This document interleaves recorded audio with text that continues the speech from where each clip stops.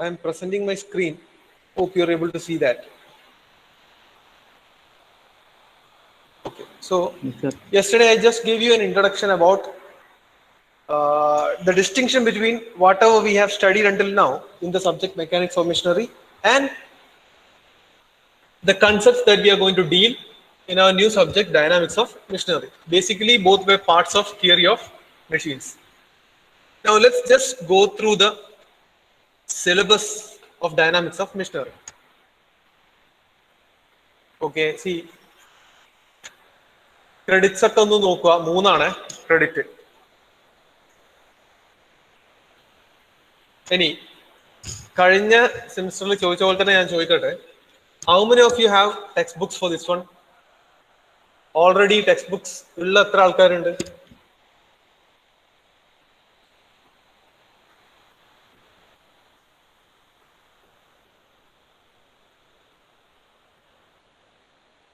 How many of you have VP Singh textbook? VP Singh എത്ര ആക്കുന്നുണ്ട്? VP Singh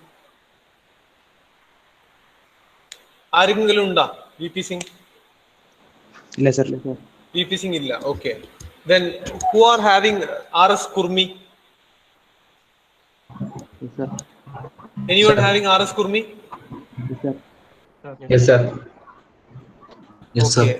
RS Kurmiയിൽ first module ഇല്ല. Okay, first module static force analysis, അത് RS Kurmiയിൽ ഇല്ല.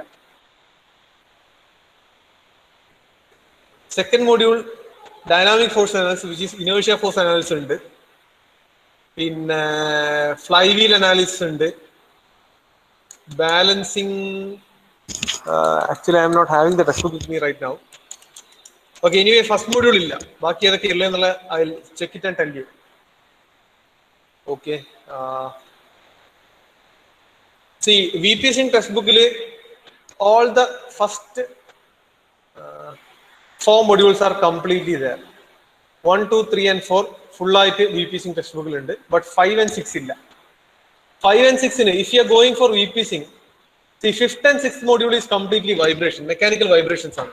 VP Singh mechanical vibrations എന്ന് പറഞ്ഞ സെപ്പറേറ്റ് ഒരു ടെക്സ്റ്റ് ബുക്ക് ഉണ്ട് which is very good. നമ്മളെ for the purpose of study within our worth, നല്ല ടെക്സ്റ്റ് ബുക്ക് ആണ് mechanical vibrations by VP Singh. So 5ാമത്തെ 6ാമത്തെ മോഡ്യൂൾ എത്താൻ പോകുന്ന സമയമാകുമ്പോഴേക്കും നിങ്ങൾ ആ പുസ്തകം ഒന്ന് വാങ്ങിക്കണം. Okay, mechanical vibrations by VP Singh. That is good for 5th and 6th module. Theory of machines എന്ന പേരുള്ള VP Singhന്റെ ടെക്സ്റ്റ് ബുക്കിൽ it's already having modules 1 to 4.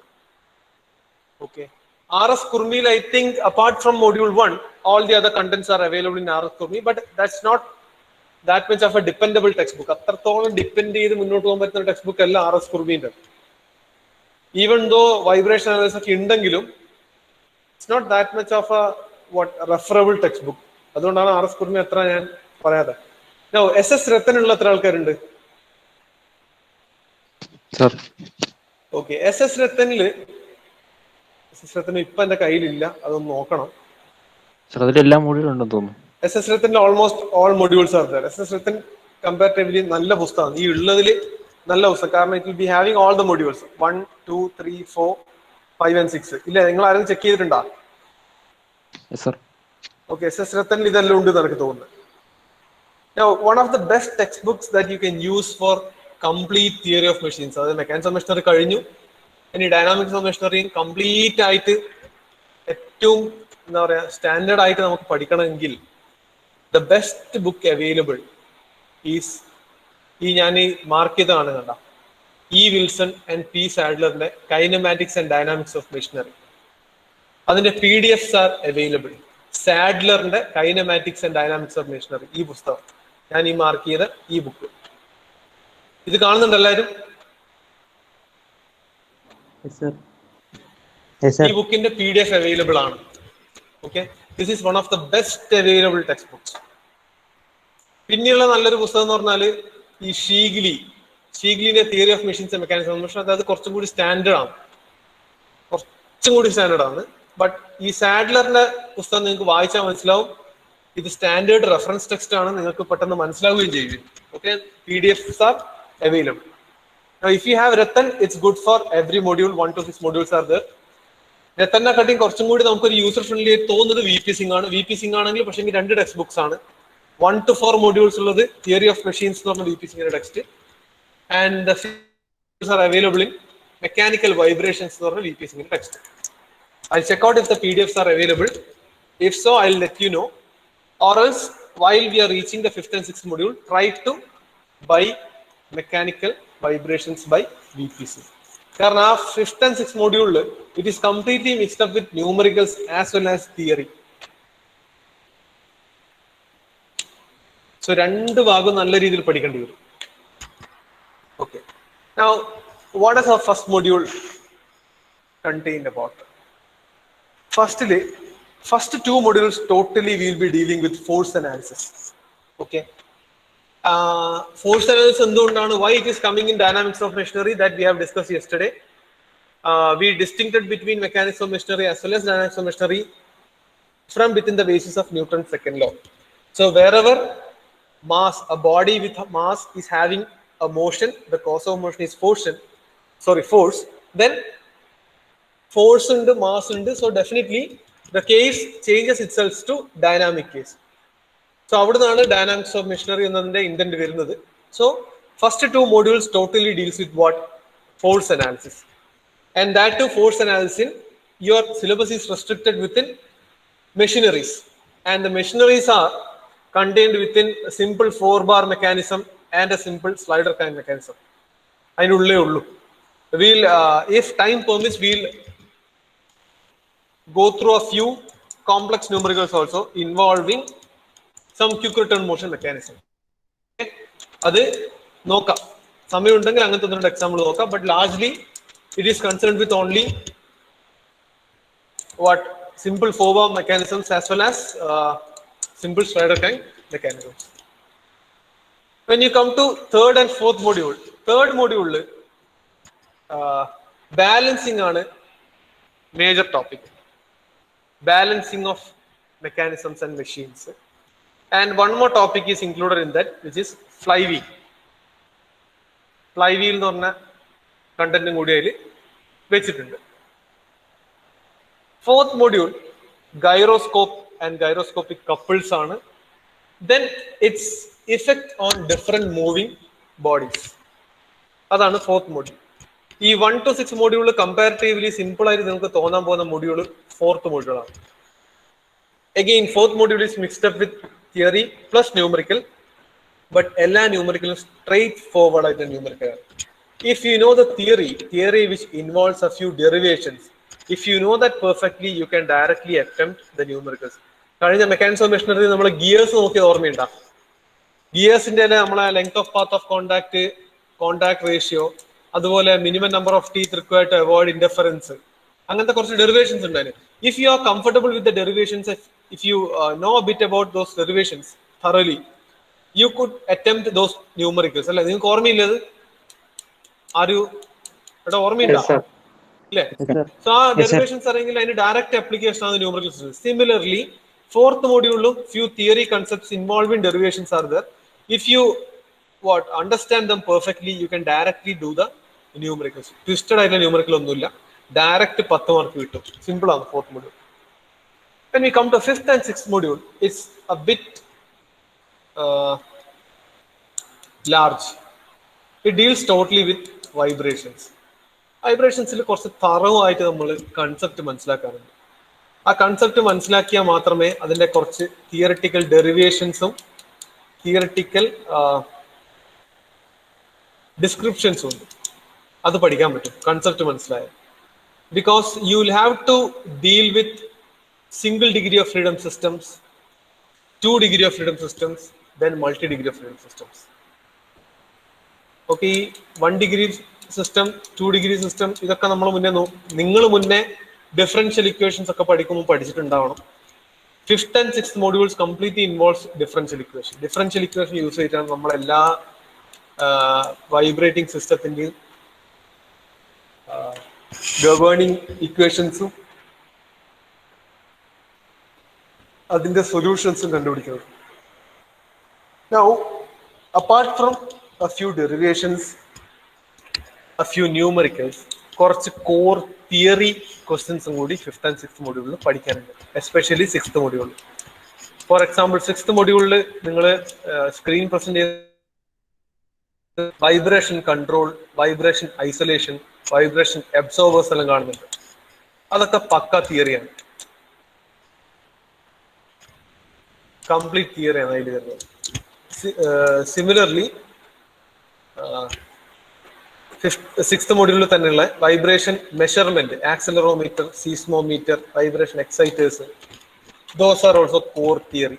Direct ആയിട്ട് തന്നെ ചോദിക്കാം, ഏതെങ്കിലും ഒരു വൈബ്രേഷൻ മെഷർമെന്റ് ഇൻസ്ട്രുമെന്റിന്റെ പേരെടുത്ത് പറഞ്ഞിട്ട് എക്സ്പ്ലെയിൻ ഇറ്റ് എന്ന് ചോദിക്കാം വിത്ത് figure.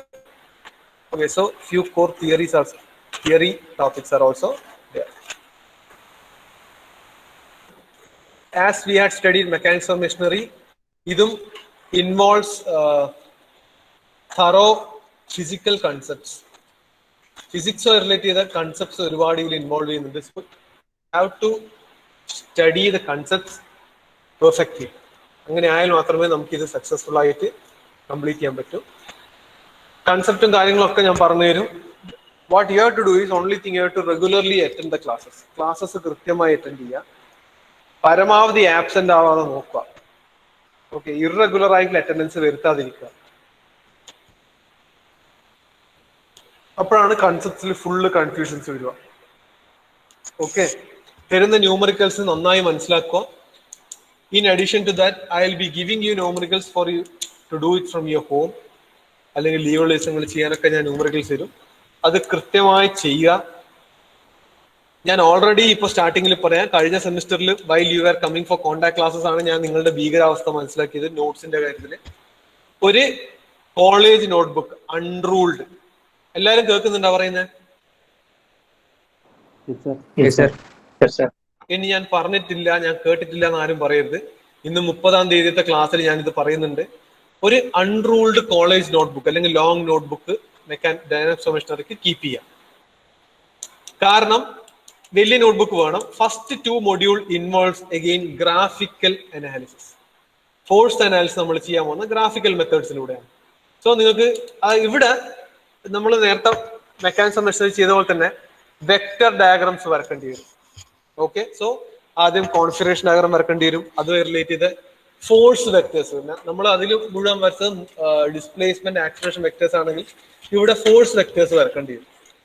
So vector approach, vector graphical approach ആണ് will be doing for first 2 modules. So definitely ഒരു അൺറൂൾഡ് ലോങ് നോട്ട്ബുക്ക് ആണ് വേണ്ടത്, അത് കീപ്പ് ചെയ്യാം.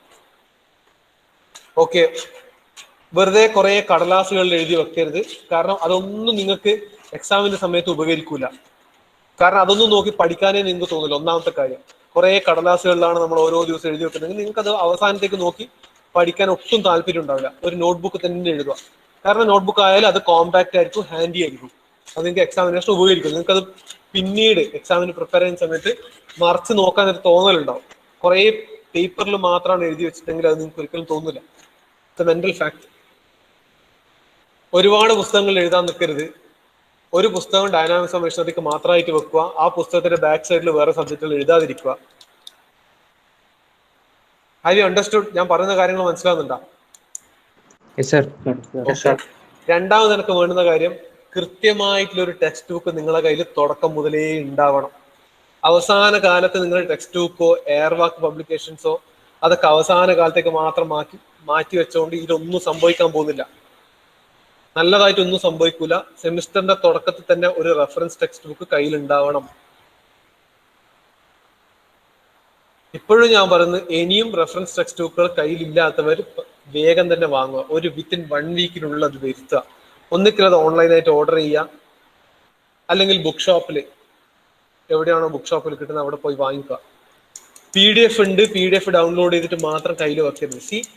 സാഡ്ലറിന്റെ kinematics and dynamics of machines എന്ന് പറഞ്ഞ പുസ്തകത്തിന്റെ PDF ഉണ്ട് എന്ന് ഞാൻ പറഞ്ഞു.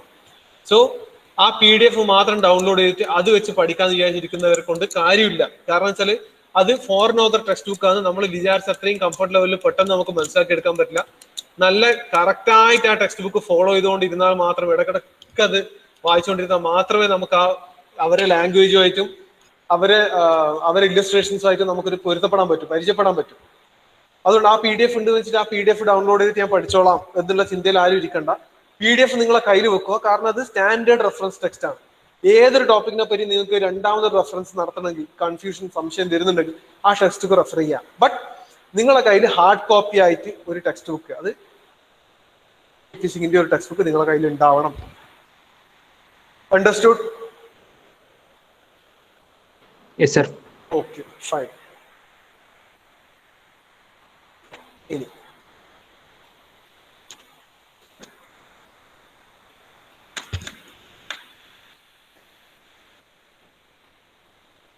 okay, now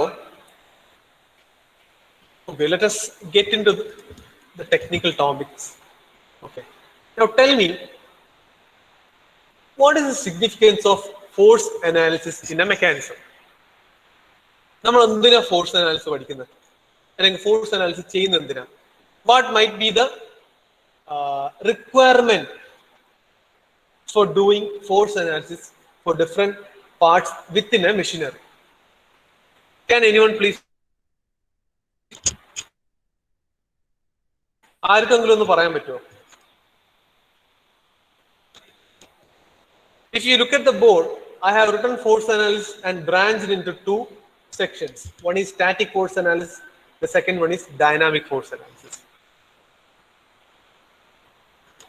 Tell me, എന്തിനാണ് നമ്മൾ ബേസിക്കലി ഫോഴ്സ് അനാലിസിസ് ചെയ്യുന്നത്? അത് ആദ്യം പറ.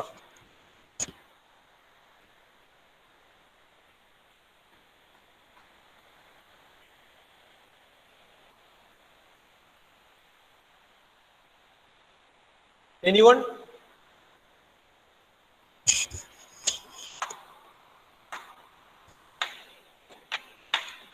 Srirag undo? Srirag? Yes sir. Okay, Srirag, tell me, force analysis എന്ന് പറഞ്ഞാൽ എന്താണ്, അല്ലെങ്കിൽ what is the need for force analysis within a machinery? Sir ഒരു ഡിസ്പ്ലേസ്മെന്റും പറഞ്ഞോ. ഡിസ്പ്ലേസ്മെന്റ് വെലോസിറ്റി അല്ലോ. ഡിസ്പ്ലേസ്മെന്റും വെലോസിറ്റി എല്ലാം ഈ രണ്ട് വാക്കിനെ കൊണ്ട് എന്താ ഉദ്ദേശിക്കുന്നത് എനിക്ക് മനസ്സിലായിട്ടില്ല. എന്റെ ചോദ്യം വ്യക്തമാണ്. ഒരു മെക്കാനിസം ഡിസൈൻ ചെയ്യുമ്പോൾ, അല്ലെ ഒരു മെക്കാനിസത്തിനെ പറ്റി പഠിക്കുമ്പോൾ, mechanism in the sense see mechanism, machinery, machine, ഇതൊക്കെ റിലേറ്റഡ് ആണ് terms. So if you think about a machine, നിങ്ങൾ ക്വസ്റ്റ്യൻ ചോദിക്കുമ്പോൾ if you are thinking about a machine, it's well and good. Okay, ഞാൻ നിങ്ങൾ ഏതെങ്കിലും ഒരു മെക്കാനിസത്തിനെ പറ്റി ആലോചിക്കുന്നെങ്കിൽ that's also fine. So when we study about a mechanism or when we analyze a mechanism, what is the need for doing a force analysis? അവിടെ ഒരു force analysis ചെയ്യേണ്ട ആവശ്യം എന്താണ്? ഇതാണ് എന്റെ ചോദ്യം. ഡിസ്പ്ലേസ്മെന്റ്, വെലോസിറ്റി, ഈ രണ്ട് ടേം പറഞ്ഞതുകൊണ്ട് എന്താ ഉദ്ദേശിച്ചതെന്ന് എനിക്ക് മനസ്സിലായില്ല. ഡയറക്ഷൻ. ഡിസ്പ്ലേസ്മെന്റ്, വെലോസിറ്റി, ഡയറക്ഷൻ ഇനിയും ക്ലിയർ അല്ല.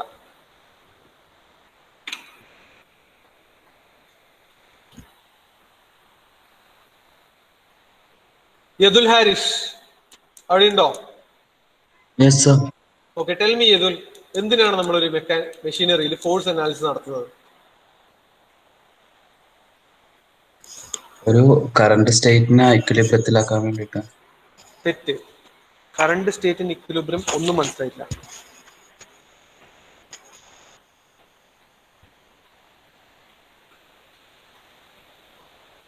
Do you agree with the statement that most of the machines or machine parts are subjected to different types of forces? Do you agree to that statement? Yes sir. Okay. Can you tell me any example where a particular machine part or a machine is subjected to a force? For example,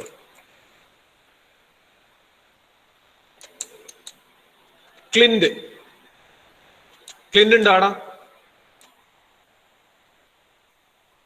Clint Frederick.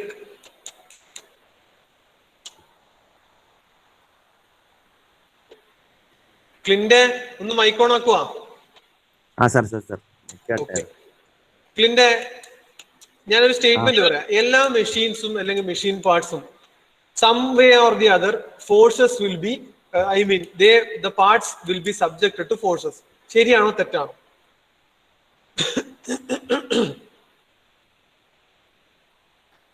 All machines or members of a machines in one way or the other will be subjected to different types of forces. Is this right or not?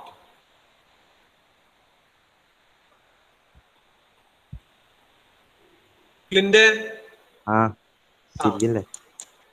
അല്ല, ഞാൻ എന്നോടല്ല ചോദിക്കണ്ടേ, നീ ഉത്തരമാണ് പറയണ്ടത്. ഞാൻ അങ്ങോട്ട് ചോദ്യം ചോദിച്ചു. Tell me, is it right or not?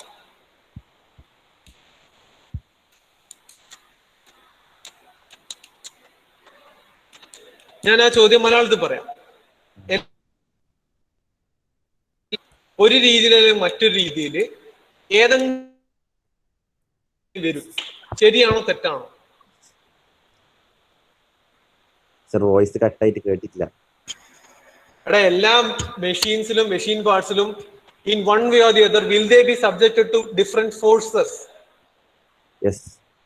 Yes, correct. Okay, if your answer is yes, can you tell me an example where a machine is subjected to some kind of force or a machine part is subjected to some kind of force? Can you tell me, state an example?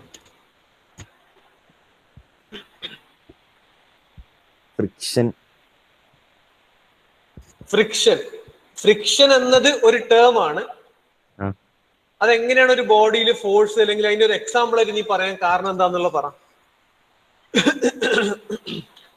എവിടെയാണ് friction ഉണ്ടാകുന്നത്? ഏതെങ്കിലും ഒരു മെഷീനിൽ force act ചെയ്യുന്നതിന്റെ example ആണ് ഞാൻ ചോദിച്ചത്. മെഷീനോ machine പാർട്ടോ. അപ്പൊ ഫ്രിക്ഷൻ എന്ന് പറഞ്ഞാൽ അത് കുറച്ചും കൂടി വ്യക്തമായിട്ട് പറ.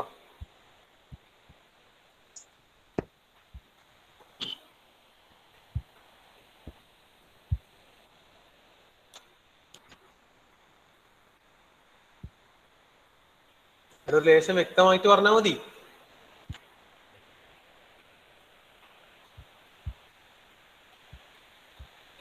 അക്ഷയ് കൃഷ്ണ ടി അടിണ്ടോ? ഓക്കെ, എന്നാ പറ ഒരു എക്സാമ്പിൾ. ഞാൻ ചോദിച്ചതിന്റെ ഒരു എക്സാമ്പിൾ പറ.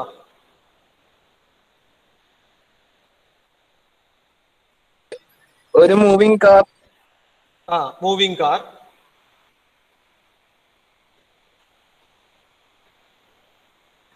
മൂവിംഗ് കാർ എന്ന് പറഞ്ഞാൽ മൂവിംഗ് കാറിന്റെ എക്സാമ്പിൾ അല്ലേ?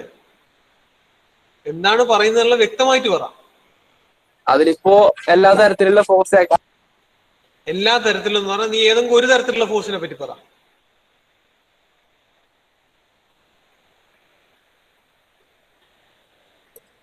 റോഡും ടയറും തമ്മിൽ ഫ്രിക്ഷൻ ഉണ്ടാവും. റോഡും ടയറും തമ്മിൽ ഫ്രിക്ഷൻ ഉണ്ടാവും. അപ്പം ഫ്രിക്ഷണൽ ഫോഴ്സ് ആക്ട് ചെയ്യുന്നുണ്ടാവും. ഫ്രിക്ഷണൽ ഫോഴ്സിന്റെ ഒരു example. Very good. Okay, Gokul Gangadharan. ഗോകുലെ sir, give me another example. വേറെ എന്തെങ്കിലും എക്സാമ്പിൾ പറ. ഒരു മെഷീനിലോ മെഷീൻ പാർട്ടിലോ ഫോഴ്സ് ആക്ട് ചെയ്യുന്നതിന്റെ സം അതർ എക്സാമ്പിൾ പറ.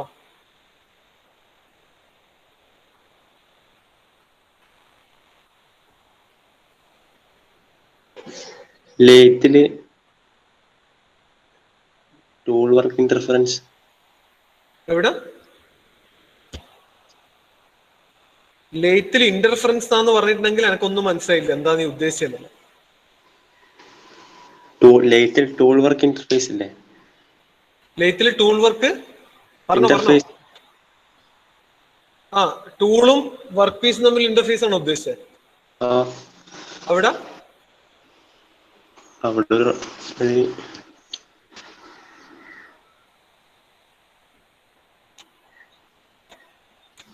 ആള് ഫ്രിക്ഷൻ ഉണ്ടാവില്ലേ? ഫ്രിക്ഷൻ വേണ്ട, ഫ്രിക്ഷന്റെ എക്സാമ്പിൾ പറഞ്ഞു.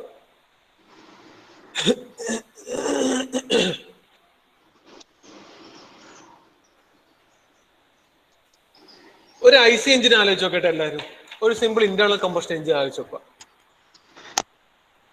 Okay, engine has a component called as cylinder. Now what happens inside the cylinder? സിലിണ്ടറിന്റെ ഉള്ളിൽ എന്താ സംഭവിക്കുന്നത്?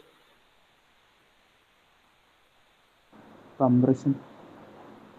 ഓക്കെ, കംപ്രഷൻ നടക്കുന്നു. കംപ്രഷൻ മാത്രമേ നടക്കുന്നുള്ളൂ സിലിണ്ടറിന്റെ ഉള്ളിൽ. The fuel അല്ലെങ്കിൽ air fuel mixture or compressed air will get further compressed. Okay, അപ്പൊ ഇത് കംപ്രസ് ആകുമ്പോൾ എന്താ സംഭവിക്കുന്നത്? കംപ്രസ് ആയതിനു ശേഷം എന്താ സംഭവിക്കുന്നത്?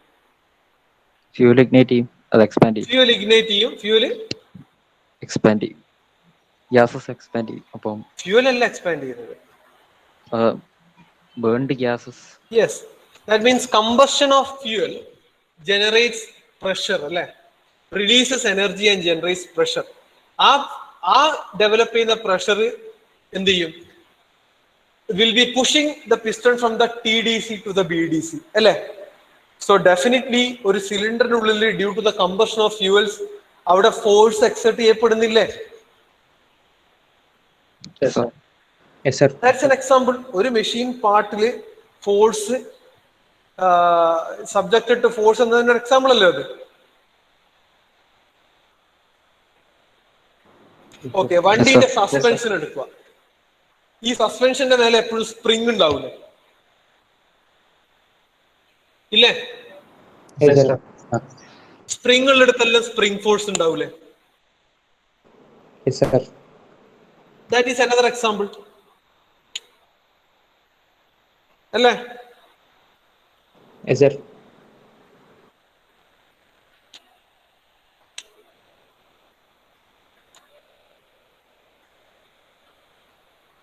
സോ സിമിലർലി ഒരുപാട് എക്സാമ്പിൾസ് നമുക്കറിയാം. ഫോർ എക്സാമ്പിൾ ഇപ്പം ഫ്രിക്ഷനെ പറ്റി പറഞ്ഞു. ഈ ഫ്രിക്ഷൻ ടയറും റോഡും തമ്മിൽ അവര് റൊട്ടേറ്റ് ചെയ്യുമ്പോൾ സ്ലൈഡ് ചെയ്യുമ്പോൾ ഒക്കെ എന്തുണ്ടാവും? ഫ്രിക്ഷൻ ഉണ്ടാവും.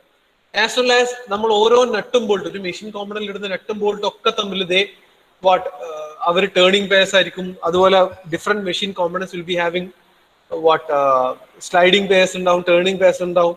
So all these kinds of pairs will be subjected to always friction forces.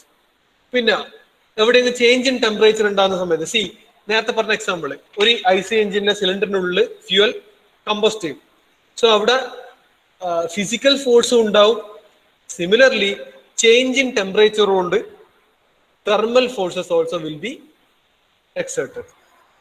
അത് another എക്സാമ്പിൾ ആണ്. So all these kinds of examples can be stated അല്ലേ? Now why is it essential? അപ്പൊ ഇത്രയും ഇങ്ങനെയൊക്കെ പല രീതിയിൽ ഫോഴ്സസ് ഒരു ബോഡിയിൽ ആക്ട് ചെയ്യുന്നുണ്ടെന്ന് മനസ്സിലാവും.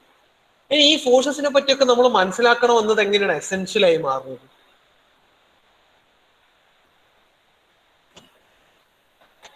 അതെന്തുകൊണ്ടെന്ന് പറഞ്ഞാൽ പറഞ്ഞോ സാർ, സർട്ടൻ ഫോഴ്സസിന് കോമ്പോണൻസ് അല്ല എലമെന്റ്സ്, മെഷീൻസിലെ എലമെന്റ്സിന് ടേക്കപ്പ് ചെയ്യാൻ പറ്റുന്ന അത്തരം ഡിസൈൻ ചെയ്യാൻ വേണ്ടി തിങ്സിന്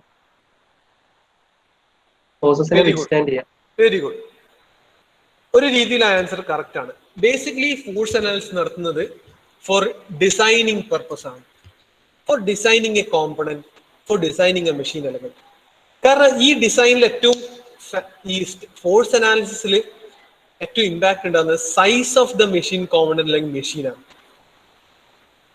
അതായത് it is essential to know the manner in which forces are transmitted from one part to the other, അല്ലെങ്കിൽ from input to the output, so that the components of machine can be properly sized.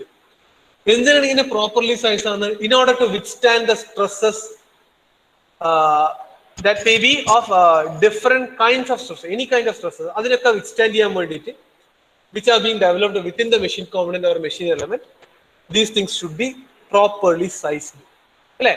See, proper sizing അല്ലെങ്കിൽ എന്താ സംഭവിക്കുക? If the members are not strong enough, if it is not properly sized, അതിന്റെ അർത്ഥം എന്ന് പറഞ്ഞാൽ ഒന്ന്, it won't be strong enough, അല്ലേ? Strong enough അല്ലെങ്കിൽ എന്താ? It cannot withstand such stresses. So the machine will directly fail during its operation. ഇനി strong enough അല്ല എന്ന് പറഞ്ഞു. Now, ഇതുപോലെ വേറെ കേസ് ഉണ്ടാവാം. On the other hand, if the machine is designed to have much more strength than it is required, ആ റിക്വയർമെന്റിലും അധികം strength, അതായത് നമുക്ക് ആവശ്യമുള്ളതിലും അധികം ഹാർഡായിട്ടുള്ള ഏതെങ്കിലും എലോയിനെ കൊണ്ടാണ് നമ്മൾ അത് ഉണ്ടാക്കുന്നതെന്ന് പറഞ്ഞാൽ again that will cause problems. കാരണം എന്താ? then it may not be competitive with other machines in terms of ആ മെറ്റീരിയൽ മാറുമ്പോൾ അതിന്റെ വെയിറ്റ് ഓൾട്ടർ ചെയ്യപ്പെടാം, സൈസ് ഓൾട്ടർ ചെയ്യപ്പെടാം, അല്ലെ? അപ്പൊ മെറ്റീരിയൽ മാറുമ്പോൾ അതിന്റെ കോസ്റ്റ് അത് ഓൾട്ടർ ചെയ്യപ്പെടാം. വലിയ വെയിറ്റുള്ള സാധനങ്ങൾ പവർ റിക്വയർമെന്റ്സ് വീണ്ടും കൂടും, അല്ലെ? so many criteria may be altered. So for keeping all these in consideration, we have to understand the importance of doing a force analysis in terms of designing a machine or a machine component. മനസ്സിലാവുന്നുണ്ടോ പറയുന്നത്? Yes, sir. Okay. അതായത് ഇപ്പം when we are doing force analysis, various assumptions will be made. Okay, that reflect specific characteristics related to what? related to the operation of the machine. For example, when we take in the consideration of masses, ഒരു ബോഡിയിൽ ഇപ്പം you have again consider an IC engine. The IC engine has what? It has a crank, connecting rod, piston, and the piston will be reciprocating within a cylinder. Now, if you consider the mass of the connecting rod while analyzing the forces,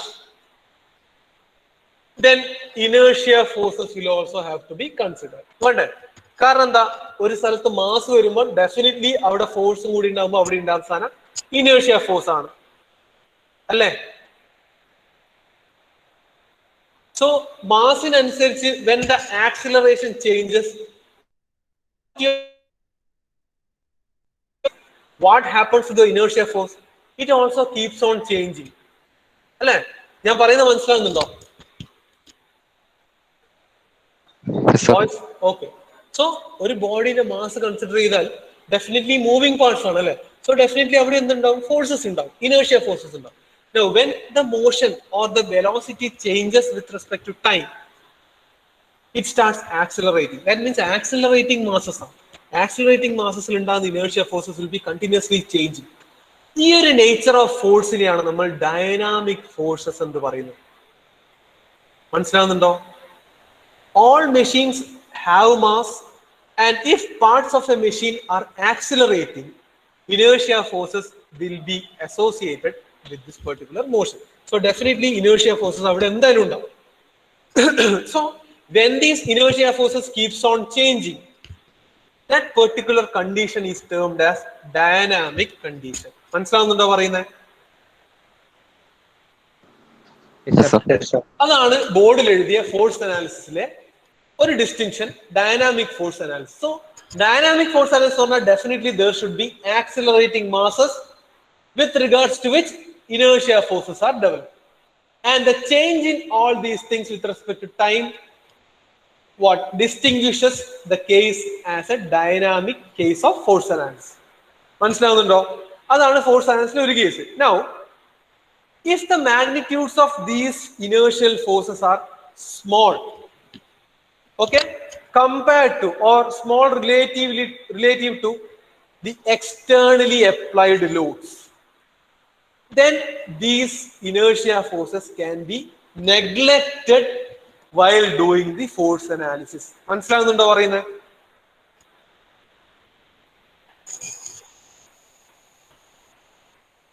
എടാ മനസ്സിലാവുന്നുണ്ടോ? ഞാനിപ്പോ എന്താ പറഞ്ഞേ, ഈ develop ചെയ്യുന്ന inertia forces ഒക്കെ neglect ചെയ്യാം എപ്പം? when they are very small compared to the external forces. അതിനൊരു എക്സാമ്പിൾ ഞാൻ ഒന്നും കൂടി പറയാം. Again imagine an IC engine. ഒരു IC എഞ്ചിന് മനസ്സിലുണ്ട് അത് വിചാരിക്കാം. ഇനി ആ IC എഞ്ചിന്റെ സിലിണ്ടറിനുള്ളിൽ കമ്പഷൻ നടക്കുന്നുണ്ട്. ആ സിലിണ്ടർ പിസ്റ്റണിന് ഒരു വെയിറ്റ് മാസ് ഉണ്ട്, പിസ്റ്റണിന് ഒരു മാസ് ഉണ്ട്. ഇഫ് സി, ഇത് റിയൽ കേസ് അല്ല, ഞാൻ ജസ്റ്റ് ഒരു എക്സാമ്പിൾ ആയിട്ട് പറയുന്നതാണ്, ഒരിക്കലും ഇങ്ങനെയല്ല ആക്ച്വൽ കേസ്. അതിന്റെ ഉള്ളിൽ നടക്കുന്ന കമ്പഷൻ അത്രയും വലുതാണെന്ന് വിചാരിക്കുക. The energy released is so high. That means it exerts a very huge external force onto the piston. അവിടെ എന്തായി? കമ്പഷൻ ഓഫ് ഫ്യൂവൽ പ്രൊഡ്യൂസ് ചെയ്യുന്ന ഫോഴ്സ് എക്സ്റ്റേണൽ ഫോഴ്സ് ആയി മാറി. Now, if this external force is so large compared to the inertia forces of piston and connecting rod, അതായത് പിസ്റ്റന്റെയും connecting റോഡിന്റെയും mass വളരെ കുറവാണ്. So അവിടെ ഉണ്ടാകുന്ന acceleration comparatively when multiplied with mass, the inertia forces produced will be very small compared to the extremely high external force which is being developed due to the combustion. അങ്ങനത്തെ case ആണെങ്കിൽ we can neglect the effect of inertial forces. മനസ്സിലാവുന്നുണ്ടോ പറയുന്നത്? Yes, sir. Okay. Such an analysis is referred to as static force analysis. മനസ്സിലായോ? എടാ clear ആയോ? Yes, sir. Yes, sir. Yes, sir. So ഈ static force അനാലിസിസിനെ പറ്റിയാണ് നമ്മൾ first മോഡ്യൂളിൽ discuss ചെയ്യാൻ പോകുന്നത്. എന്താണ് സ്റ്റാറ്റിക് ഫോഴ്സ് അനാലിസിസ്, എന്താണ് ഡൈനാമിക് ഫോഴ്സ് അനാലിസിസ് എന്നത് കൃത്യമായി മനസ്സിലാക്കിയിട്ടുണ്ടാവണം. അത് മനസ്സിലായോ? ഇപ്പം സിലബസിന്റെ തുടക്കമാണ്. നന്നായി കോൺസെൻട്രേറ്റ് ചെയ്ത് ക്ലാസ്സിൽ ഇരിക്കുക. കാരണം ഫസ്റ്റ് 2 മൊഡ്യൂളിന്റെ അടിസ്ഥാനപരമായ പ്രിൻസിപ്പൽ കൺസെപ്റ്റ്സ് ആണ് ഞാൻ ഈ പറയുന്നത്.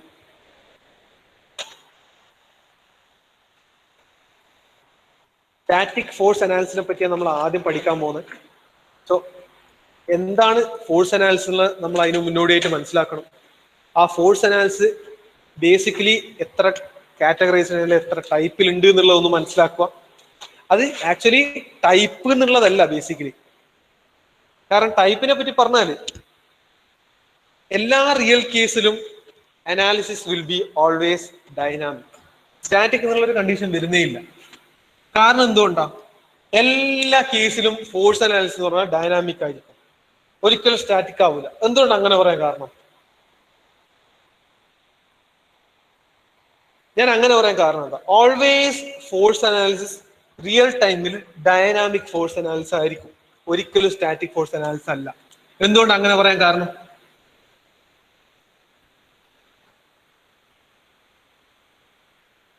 ഇവിടെ ആരെങ്കിലും ഒന്ന് മറുപടി പറയോ?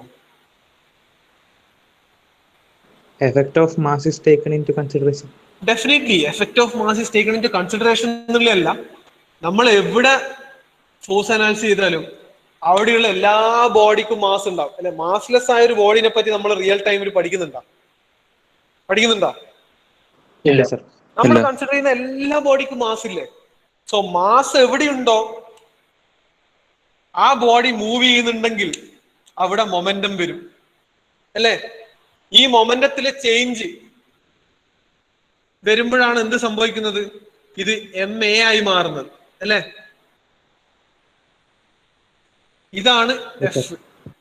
So always force, mass and acceleration ഇതൊക്കെ റിലേറ്റഡ് ആണ്. സോ ആക്സിലറേറ്റഡ് മാസ് വരുന്ന സ്ഥലത്താണ് നമുക്ക് എന്തുണ്ടാവുക? ഇനേർഷ്യൽ ഫോഴ്സ് ഉണ്ടാകുന്നത് അല്ലേ? സോ എല്ലാ റിയൽ ടൈം കേസും എന്ന് പറഞ്ഞാൽ എല്ലാ ബോഡിക്കും മാസ് ഉണ്ട്.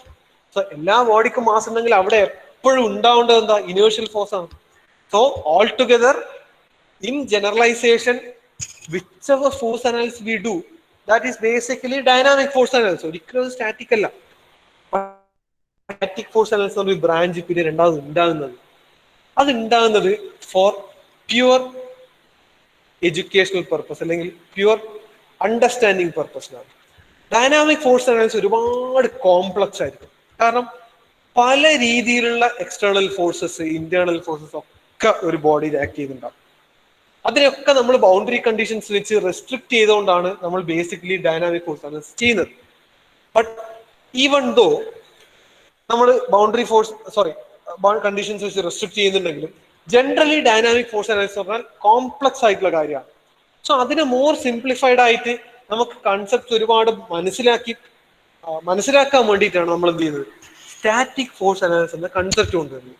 സോ സ്റ്റാറ്റിക് ഫോഴ്സ് അനാലിസിസ് എന്ന കൺസെപ്റ്റിലേക്ക് വരുമ്പോഴാണ് നമ്മൾ എന്ത് മനസ്സിലാക്കുന്നത്? വേറെവർ ഇനേർഷ്യ അല്ലെ inertial forces are very very less compared to external forces. ഇങ്ങനെ ആവുമ്പോൾ നമ്മൾ ഇനേർഷ്യൽ ഫോഴ്സസിനെ നെഗ്ലക്ട് ചെയ്യും. ഇനേർഷ്യൽ ഫോഴ്സസിനെ നെഗ്ലക്ട് ചെയ്ത് കഴിഞ്ഞാൽ അവിടെ ഉണ്ടാകുന്ന സാധനമാണ് എന്തെന്ന്? ഇത് നെഗ്ലക്ട് ചെയ്താൽ നമ്മൾ അതിനെ സ്റ്റാറ്റിക് ഫോഴ്സ് അനാലിസിന്റെ കേസ് ആയിട്ട് എടുക്കും. എന്തുകൊണ്ട് ഇത് നെഗ്ലക്ട് ചെയ്യാൻ കാരണം? Wherever the inertial forces are so small compared to external forces, these forces can be neglected. ആ നെഗ്ലക്ട് ചെയ്യുന്ന കണ്ടീഷനിൽ നമ്മൾ എന്തുണ്ടാവും? സ്റ്റാറ്റിക് ഫോഴ്സ് അനാലിസിസ് മാത്രമേ ചിന്തിക്കൂ. ഈ സ്റ്റാറ്റിക് ഫോഴ്സ് അനാലിസിനെ പറ്റിയാണ് നമ്മൾ ഫസ്റ്റ് മൊഡ്യൂളിൽ പഠിക്കുക. ഡൈനാമിക് ഫോഴ്സ് അനാലിസിസ് എന്താണെന്നുള്ള ഞാൻ പറഞ്ഞു തന്നു. അതിനെപ്പറ്റി ഇൻ ഡീറ്റെയിൽ ആയിട്ടുള്ള കാര്യങ്ങൾ നമുക്ക് സെക്കൻഡ് മൊഡ്യൂൾ സ്റ്റാർട്ട് ചെയ്യാൻ പോകാം. ഇപ്പൊ നമ്മൾ സ്റ്റാറ്റിക് ഫോഴ്സ് അനാലിസിനെ പറ്റി മനസ്സിലാക്കുന്നു. ഈ സ്റ്റാറ്റിക് ഫോഴ്സ് അനാലിസിനെ പറ്റി പറയുമ്പോൾ ഏറ്റവും ആദ്യം നമ്മൾ അണ്ടർസ്റ്റാൻഡ് ചെയ്യേണ്ട 2 ടെർമിനോളജീസ് ഓഫ് ഫോഴ്സസ് ഉണ്ട്. ഒന്ന്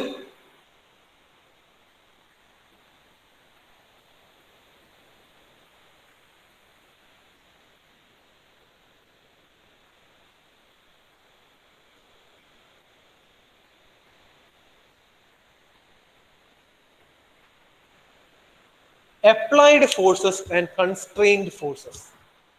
എന്താണ് അപ്ലൈഡ് ഫോഴ്സസ്, എന്താണ് കൺസ്ട്രെയിൻഡ് ഫോഴ്സസ്? നിങ്ങൾ ഒരു semester full mechanics of machinery പഠിച്ചു. Now can you simply guess and tell me എന്തായിരിക്കാം അപ്ലൈഡ് ഫോഴ്സ്, എന്തായിരിക്കാം കൺസ്ട്രെയിൻഡ്? ഈ രണ്ട് ടെർമിനോളജിയും നമ്മൾ ഒരുപാട് കഴിഞ്ഞ സെമിസ്റ്ററിലെ സബ്ജക്റ്റിൽ പറഞ്ഞുകൊണ്ടേയിരുന്നതാണ്. സോ ആ ഒരു അണ്ടർസ്റ്റാൻഡിങ് വെച്ചിട്ട് നിങ്ങൾക്ക് ജസ്റ്റ് ഒന്ന് ഗസ് ചെയ്ത് പറയാൻ പറ്റുമോ അപ്ലൈഡ് ഫോഴ്സ് എന്തായിരിക്കും, കൺസ്ട്രെയിൻഡ് ഫോഴ്സ് എന്തായിരിക്കും എന്നുള്ളത്? Can anyone tell? സംബടി ആരെങ്കിലും ഒന്ന് പറഞ്ഞോട്ടെ. Sir torque. Applied force. Applied force rotation force അല്ലേ? Okay, torque can be considered as an applied force. Very good. ആ എക്സാമ്പിൾ ഗുഡ് എക്സാമ്പിൾ ആണ്. ഗുഡ്. സ്പ്രിംഗ് ഫോഴ്സ് ഇല്ലേ? Constrained force എന്തായിരിക്കും? We'll do one thing. We'll continue the topic tomorrow. ഇവിടെ വെച്ച് നമുക്ക് നാളെ start ചെയ്യാം. നാളെ ഡയറക്റ്റ് ആയിട്ട് നമുക്ക് സ്റ്റാറ്റിക് ഫോഴ്സ് അനാലിസിന്റെ കൺസെപ്റ്റ് പറഞ്ഞിട്ട് ന്യൂമറിക്കലിലേക്ക് പോവാം. Okay okay sir. ഓക്കെ, അപ്പൊ thank you. Thank you, sir. Thank you sir. Thank you sir.